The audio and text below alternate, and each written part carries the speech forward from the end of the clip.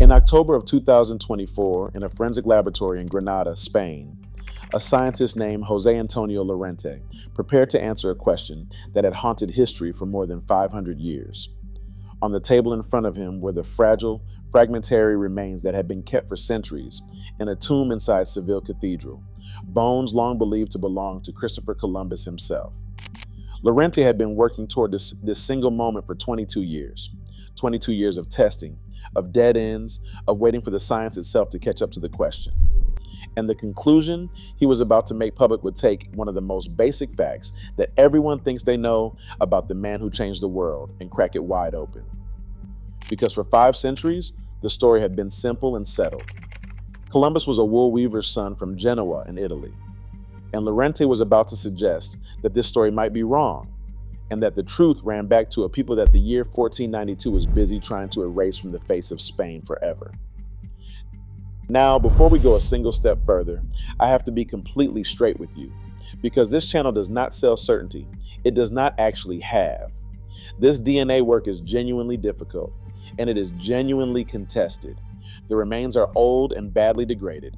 The surviving genetic material is fragmentary, and plenty of serious, credentialed historians are deeply skeptical about how far you can really push a result drawn from bones in that condition.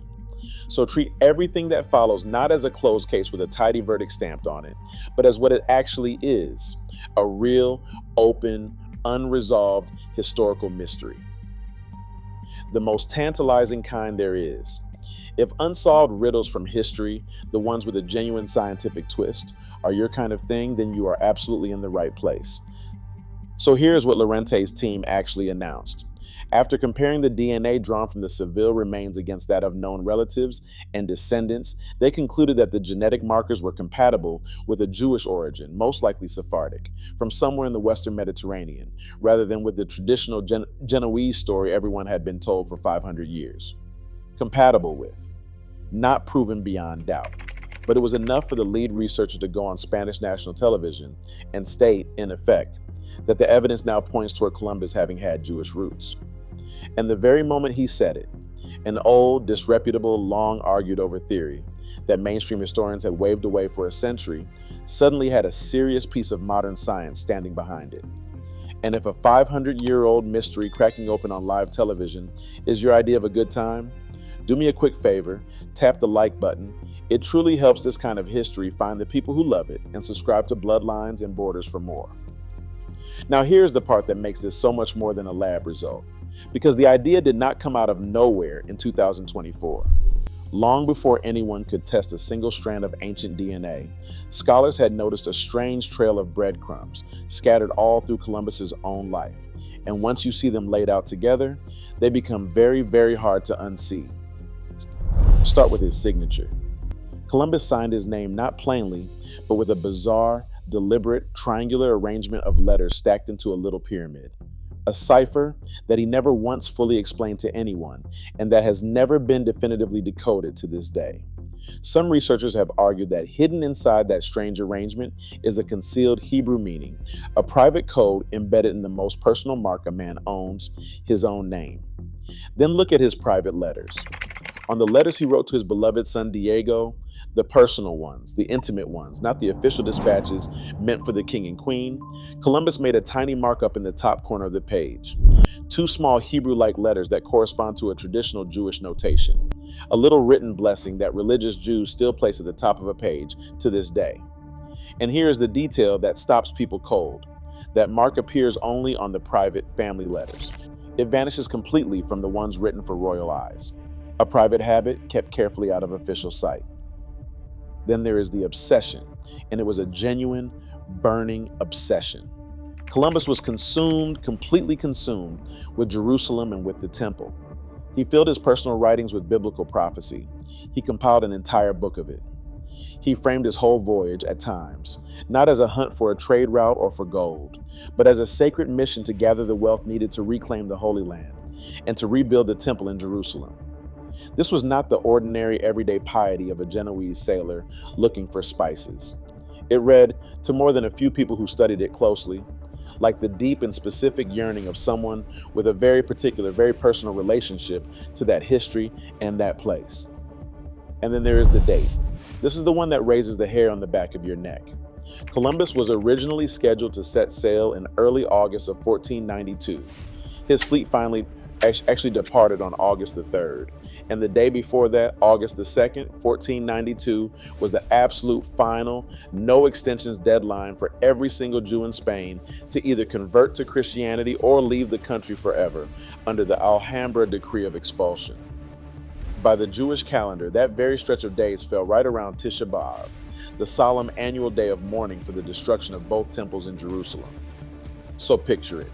As Columbus sailed west into the total unknown, the ports of Spain behind him were physically crowded, choked, with Jews being loaded onto ships and expelled from the only homeland they had known for over 1,000 years.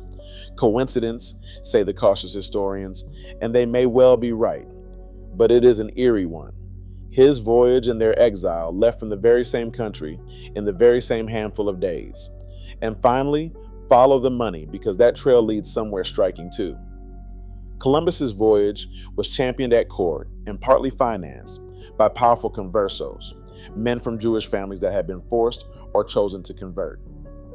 Chief among them was San Angel, the royal treasurer, who personally helped persuade the crown to fund the expedition and reportedly helped arrange the money for it. Columbus's key backers, in other words, came disproportionately from exactly the community that he himself may have secretly come from. It is worth saying that this is not some brand new idea that only popped up with the DNA test either. Nearly a century ago, the respected Spanish historian and diplomat Salvador de Madariaga made a detailed, serious case that Columbus came from a family of Spanish conversos, and not from Genoa at all. And there is a linguistic puzzle that has always sat oddly with the official story. For a man supposedly born and raised in Italy, Columbus wrote almost everything, even his private notes, even the scribbles in the margins of his own Italian books, in Spanish. He seems, strangely, to have avoided writing in Italian almost entirely. For a proud son of Genoa, that is genuinely odd. For a man from a Spanish-speaking Jewish family who had every reason in the world to blur and bury his exact origins, it is far less odd. And consider why a man might hide such a thing so very carefully. In the Spain of Columbus's lifetime, being exposed as a secret Jew was not a mere embarrassment. It was a death sentence. The Inquisition was actively hunting conversos suspected of clinging to the old faith, and the punishments ran to the seizure of everything a family owned, to torture, and to the stake. A man of converso background who wanted to rise, to win an audience with a king and queen, to command a royal fleet, to make his name immortal for all time, had the strongest imaginable reason to erase his origins completely, to invent a safe and distant birthplace, and to let the whole world believe whatever kept him alive and in favor.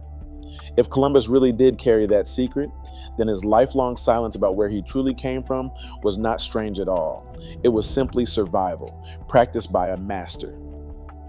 So put the whole trail together, all at once. A cryptic, undecoded signature. A hidden Hebrew blessing that appears only on his private family letters. A consuming obsession with the temple and with Jewish prophecy. A departure tangled up to the very day with the expulsion of Spain's Jews. Converso financiers standing right behind the entire enterprise.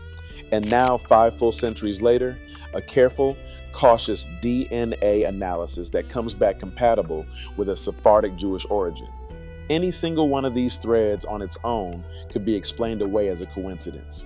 It is the way they all stack up together, pointing in the same direction, that makes people lean in and hold their breath. So does all of this prove that Columbus was a secret Jew, a converso who buried his true origins in order to rise inside a Catholic empire that was at that very moment busy expelling and burning people exactly like him? No. Honestly, no. The DNA is too degraded, the theory remains too contested, and history itself is far too slippery for a word as heavy as proof. Serious scholars still argue hard for Genoa, and they may yet turn out to be entirely right. But the question is no longer some fringe idea whispered at the very edges of the field. It is now a live, open, serious mystery with real evidence sitting on the table, and that is a genuinely stunning place for a 500-year-old story to suddenly find itself. And maybe that is the deepest part of this whole thing. We tend to think of 1492 as simply the year that a man discovered a new world. But it was also the year that an old world ended, the year that Sephardic Spain, one of the great and luminous Jewish civilizations in all of history, was extinguished, uprooted, and scattered to the winds. Think for a moment about the sheer scale of what was lost that year. For centuries, Jewish Spain, Sepharad, had been a golden age. Poets and philosophers, physicians and astronomers, royal advisors and mystics, a civilization that had helped light up the entire medieval Mediterranean world. And in a single stroke of a royal pen, it was ordered to convert or be gone. Hundreds of thousands of people were scattered across North Africa, the Ottoman Empire, and the New World itself, carrying their language, their names, and their memory with them into a permanent exile. And if Columbus really did carry that heritage in his blood, then the two halves of that single year were never truly separate at all. The very same expulsion that emptied Spain of its Jews may also have sent one of them sailing west across an unknown ocean to remake the entire map of the world, carrying a secret that he took, quite literally, to his grave in Seville, where a patient scientist finally went looking for it 5 centuries later. So what do you think? Coincidence or careful cover story? Tell me down in the comments where you land, because this is genuinely one of those mysteries where thoughtful, reasonable people still disagree, and I honestly want to hear your case for it. And thank you truly for following this whole strange story all the way to the end. If the idea of a hidden Jewish heritage buried inside a famous life grips you, then wait until you see how many millions of ordinary people all over the world are carrying that exact same secret right now and have no idea. I have put that video right here on your screen for you. It's playing now. Go and watch it.